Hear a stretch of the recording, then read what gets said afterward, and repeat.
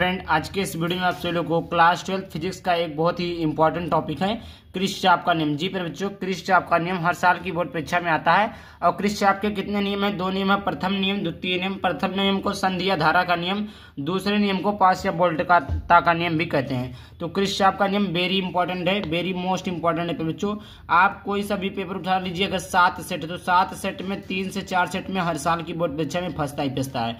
तो क्रिस्चाप का नियम काफी ज्यादा इंपॉर्टेंट है। आप जैसा कि जानते हैं, हर एक वीडियो में जो भी मैं टॉपिक पढ़ाता हूं बहुत ही आसान वे में समझाता हूं ताकि आप जल्दी से सीख पाए और जीवन भर के लिए आपको याद रह जाए। तो आज देखिए, आज की इस वीडियो में उसी को देखेंगे। तो सबसे पहले आता है हमारा प्रथम नियम। पर देखिए, प्रथम नियम क्या कहता है? प्रथम नियम जिसे संधि या धारा का नियम कहते हैं, किसी विद्युत परिपथ में किसी संधि पर, ये आपका संधि है, संधि पर मिलने वाली समस्त धाराओं का योग, चाहे इसमें आप कितनी भी धाराएं बना दे, 5, 10, 20, 50, उसका समस्त बीजगणितीय योग क्या होगा? शून्य होगा। जैसे आई, सिग्मा आई बराबर क्या हो जाएगा? 0। सिग्मा आई बराबर क्या हो जाएगा? 0। बीजगणितीय योग आई बराबर क्या हो जाएगा? 0। इसका मतलब ये हुआ कि चाहे जितनी भी धाराएं जाए, अगर सबका योग करेंगे, सबको जोड़ेंगे, तो उसका बीजगणितीय योग शून्य होगा। जैसे यहाँ पर क्या है? I1, I2, I3, I4। जैसे यहाँ पर देखिए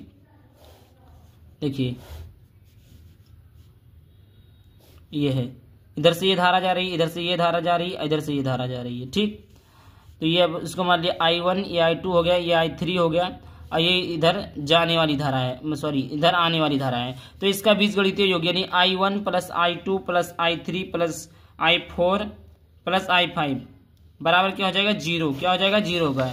तो यहाँ पर क्या लिखा है? वही चीजें यहाँ पर बताया गया है कि किसी विद्युत परिपथ में किसी संधि पर मिलने वाली समस्त धाराओं का बीजगणितीय योग शून्य होता है, अर्थात आने वाली धाराएं बराबर जाने वाली धाराएं। अब इनपुट है मतलब आने वाली धारा। जैसे देखिए, इधर से क्या जा, अब तीर को ध्यान से देखिए, इधर से देखिए ये जा रहा है I1, I2 जा रहा है I2। अब इधर से देखिए I4 भी जा रहा है, इधर की तरफ I4 जा रहा है, I4 हो गया। निकल क्या रहा है? I5 और I3। तो देखिए I1 plus I2 plus I3 यानी जाने वाली धाराएं और आने वाली धाराओं हमेशा बराबर होती है। जैसे यहाँ पर देखिए, जैसे इधर से कोई रास्ता है, तो इधर से 3 व्यक्ति आ रहे हैं, तो इधर से 2 व्यक्ति आ रहे हैं, तो मतलब ये दोनों बराबर हो जाएंगे। क्या हो जाएंगे? बराबर हो जाएंगे। तो देखिए ऐसे हैं हम लोगों का, तो इधर से जा रहा है, इधर से जा रहा है, इधर से जा रहा है, ठीक, और इधर से जा रहा है, इधर से इधर आ रहा है, इधर से इधर आ रहा है, तो इनका दोनों का योग, इनका तीनों का योग बराबर होगा।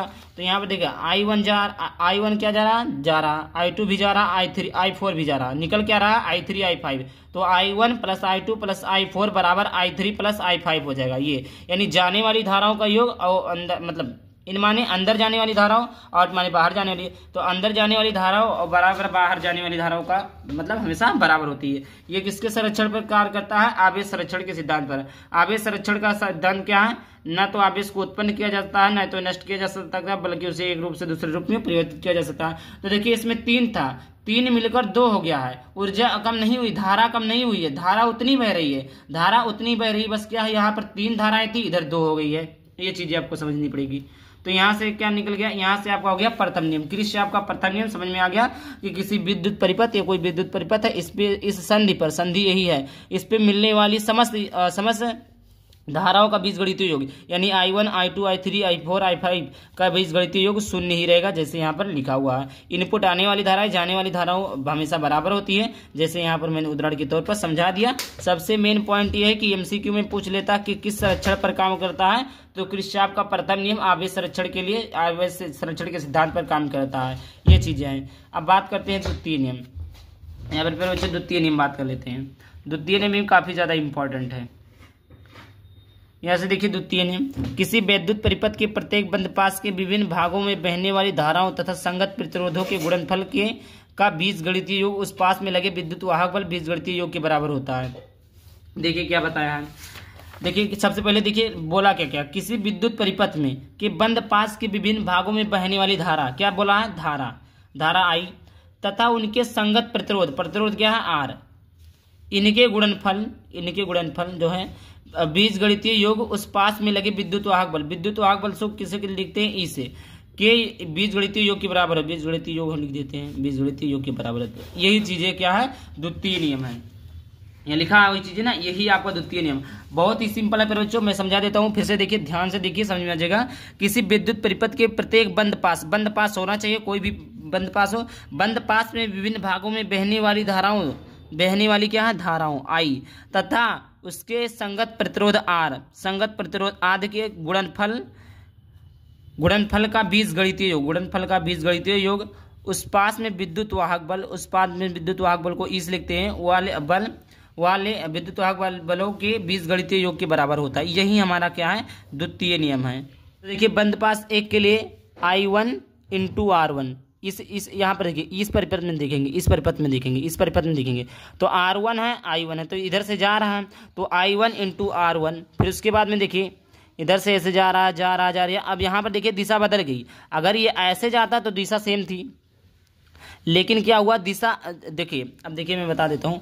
अगर कोई चीज़ ऐसे है, कोई चीज़ ऐसे है तो ये ऐसे जा रहा है तब तो ठीक है, लेकिन जब कोई ऐसे है और जब कोई ऐसे ढकेला है तो यहाँ पर क्या हो जाएगा माइनस लग जाएगा। क्यों माइनस लग जाएगा? क्योंकि विपरीत हो रहा है ना। अगर कोई धारा यहाँ पर ऐसे जा रही है, ऐसे जा रही है तो जा रही होगी, लेकिन कहीं पर कोई धारा ऐसे आ जाएगा तो इसका विरोध करेगा, विपरीत हो जाएगा, यानी यहाँ माइनस लग जाएगा। तो I1 R1, फिर उसके बाद में इधर आएगा माइनस, फिर क्या है I2 है, क्या है फिर I2 फिर इंटू R2 बराबर क्या हो जाएगा। यहाँ पर देखिए E1 है, E1 इधर से आया। अब देखिए ये किधर से जा रहा है, इस तरफ जा रहा है, तो E1 माइनस क्या हो जाएगा E2 हो जाएगा। तो यहाँ पर आपने पढ़ा है कि किसी भी संगत प्रतिरोध, संगत वाली धारा तथा संगत प्रतिरोध के गुणनफल के बराबर होता है। संगत प्रतिरोध I और संगत प्रतिरोध R, तो I1 R1।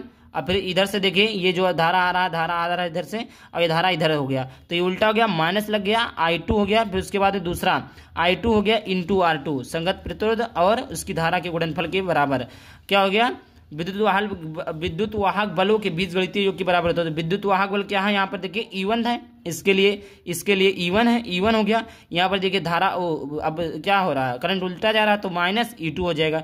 ये बंद पास 1 के लिए हो गया। अब देखते हैं बंद पास 2 के लिए। बंद पास 2 ये आपका है, ठीक, बंद पास 2 ये है। अब यहाँ से देखिए ये क्या है I2 है, क्या है I2 है, ये क्या है I2 इधर से देखिए ये R2 है, ये I2 है, तो I2 ये पूरा माना जाएगा। तो I2 इंटू R2 संगत प्रतिरोध के गुणनफल के बराबर होता है।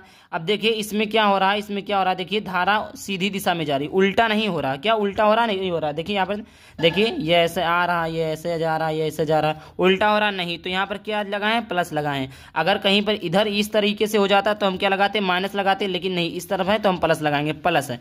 अब देखिए I1 प्लस I2, तो यहाँ पर देखिए इतना आपने समझ लिया। अब बचा I1 प्लस I2। अभी आप पूछेंगे I1 प्लस I2 कैसे है, तो I3 के स्थान पर ही I1 प्लस I2 रख सकते हैं, क्योंकि जो I3 बना है वो I1 प्लस I2 के मिश्रण से ही बना है। तो आप चाहे I3 लिख सकते हैं और चाहे I1 प्लस I2 लिख सकते हैं, इंटू इसके प्रतिरोध के गुणनफल के बराबर, क्योंकि आपने पढ़ा कि धारा इंटू प्रतिरोध के गुणनफल विद्युत वाहक बल के बराबर होता है। तो धारा अब प्रतिरोध के गुणनफल योग के बराबर होता है। ये ऊर्जा संरक्षण के सिद्धांत पर कार्य करता है। ये चीज़ हो गया बंद पास 1 के लिए, बंद पास 2 के लिए।